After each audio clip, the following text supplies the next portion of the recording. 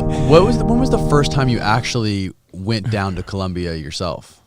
Oh, that was in I think late '84.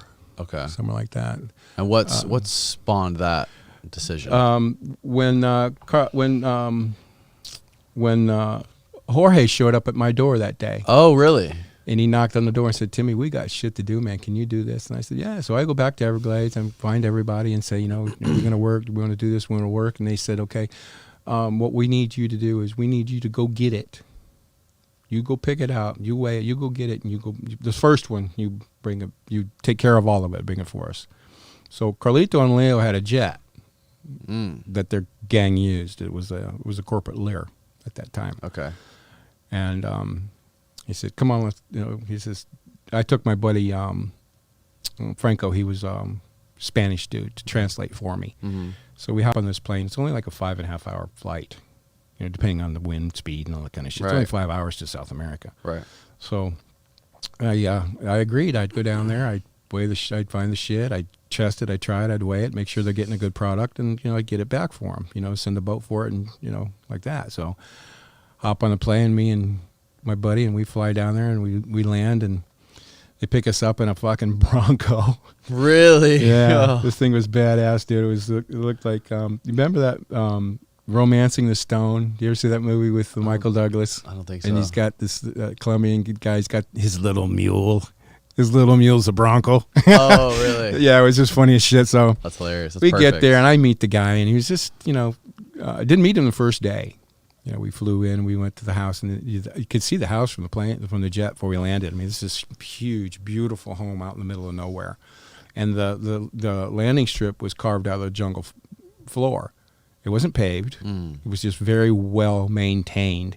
And when you're flying out there and all you're seeing is a sea of green, and then out pops this little strip of white out of nowhere. And you were to land a Learjet on it. That's where they're landing this little fucking jet right on this thing. It was designed, made perfectly for it. Wow. So we get there, and he takes us to this apartment at the back of the house, and this is 5 times bigger than my house at home. The apartment. So we're hanging out, and it sounds rather cliche, but he had VHS. Just come out of the Betamax, which were the great big giant bucking ones. Yeah. Then they went on to the VHS and watched Scarface. We put Scarface on. They had bowls of Coke all over the apartment. Really? Yeah. So we're in there just chilling from the trip, and I got fucking whacked, and I can't eat. Right. No. I'm doing one of these, So we walk through the garden, we get into this thing, we have dinner and shit, So we're having this party, and there's all these women in the house, and there's guys that I met from, that day we were out weighing the shit, and what we were doing was weighing. Is the boss shows up that afternoon. He comes into the house. He doesn't speak a lick of English. And he's got this T-shirt on with a big smiley face. On the front of it says, "Have a nice day," like this. Oh, really? Yeah. And he walks past me and he gets back. And on the back of it's the same smiley face with a smoking bullet hole in its head, like that, and it says "or else." On the back of it. I thought he's got This episode of the podcast is brought to you by the best bongs in the business. With Freeze Pipe's freezable glycerin coils, you will enjoy colder, bigger hits without the throat burning or intense coughing. Check out Freeze Pipe's entire line of unique pipes, bubblers, bongs, and dab rigs at thefreezepipe.com and use the code CONCRETE to save 10% off your first order. That's thefreezepipe.com and use the code KONCRETE. Camo type fucking army fatigues on with a gun belt on and a holster pistol and combat boots on. He's got this goofy fucking smiley face T-shirt. What the fuck? And it said, I get to this picture's in my mind of this smiley face, and then he walks past me and it's got a smoking bullet hole in his fucking head. I'm thinking, God, this guy's so fucking bizarre, insane. Man. So he says, he's talking, how was your trip, blah, blah, blah. He says, do you want to see your stuff? And I said, yeah, let's go, he says. And he's first one out the door. He grabs an AR and heads for the truck.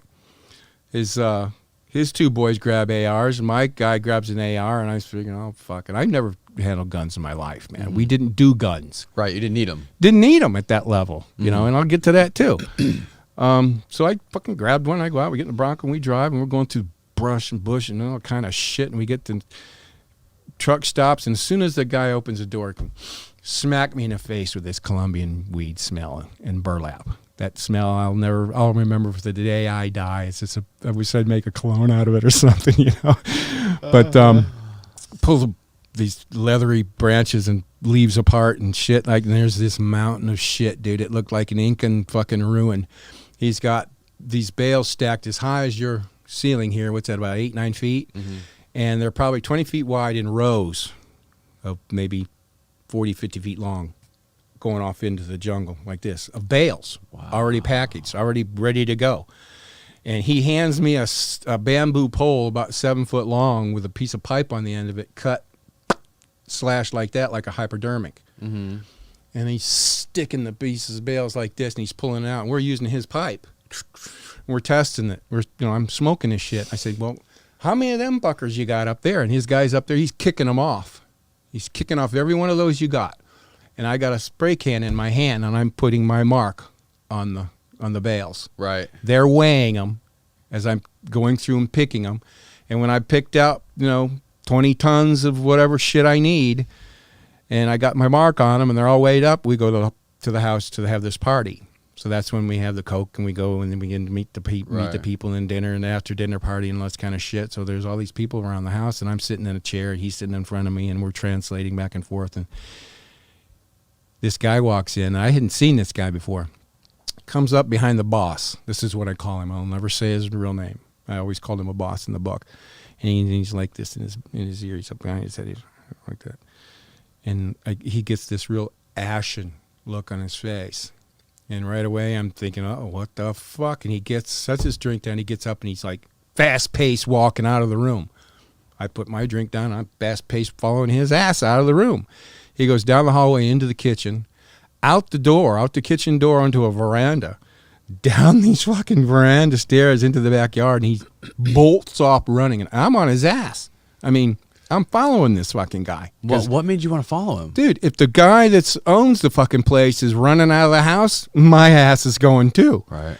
So he dives into the bushes. All the floodlights are pointing toward the house. So we get into the jungle behind the lights, and you can't see. I ran about 20 feet past that bucker and dove like a sprinter off the starting blocks into the bushes, and I laid there. And I'm waiting for all hell to break loose, man. And I'm sitting there sweating, and fucking mosquitoes the size of dragonflies. And all of a sudden I hear this voice out the back door of the house, Spanish like this. And then I hear this fucking guy laughing. And now I'm thinking, what in the fuck is going on, man? I mean, I'm drenched with sweat. I got shit all over me. And I see him now. He's in the floodlights. He's walking up to the house, and I'm brushing myself off. And by the time I get back to my chair, he's already in his chair with a drink, and he's, wiping the sweat off his shit. I sit down, and he looks over at me, and he says to the guy standing next to him, and that guy walks over to me, and he goes, "Where in the hell did you think you were going?" To me. Yeah. And that's when I told him what I told you. I said, when the big dog gets up and runs out of the fucking house, this is what I told him. Runs out of the fucking house, my ass is going too. And he started laughing. He's cracking up fucking laughing, right? Turns out he gets this message that his wife's coming up the mountain. Oh, shit. He's got guys all the way up and down. He said, she left town knowing we were coming. She was going to stay with the in-laws while we did business and take the kids and just be out of the way. Right. Well, he's having this fucking party. There's whores everywhere. And there's all kinds of people in this mansion, right? And here he is. So he figures if he runs out of there, he ain't there. He's not responsible for what's going on in the fucking house, right? Right. Turns out it wasn't even his wife. Oh, my God. That's what the joke was. That was what was so hilarious. Funny. So that was my first trip to Colombia. Was this fucking guy, and he just turned out to be he's an okay guy.